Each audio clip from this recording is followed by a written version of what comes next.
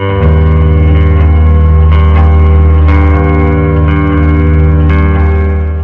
magandang umaga po mga kaibigan, latest weather update po tayo March 19, 2024, araw ng Martes. Pero bago po tayo magpatuloy, pa-like and subscribe naman po and always pong pahit ng notification bell para ma-notify po kayo sa ating mga daily and latest weather update.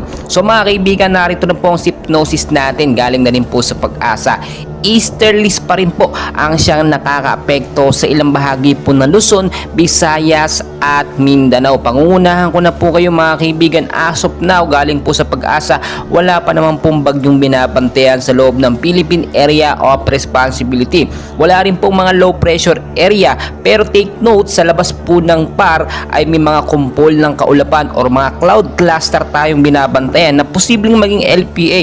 But as of now, wala pa naman itong movement or paggalaw, kaya hindi pa natin masasabi bilang isang cloud cluster or low pressure area. Yung mga kalapit bansa po natin, may mga bagyo sila, no, or may mga LPA sila, at inaasahan din ngayong buwan po ng Marso isang bagyo, no, ang posibleng pumasok po sa ating bansa. So mga kaibigan, narito na po ang area na apektado nito nga pong easterlies. Sa area po ng Metro Manila, kasama na pong ilang bahagi ng ating bansa.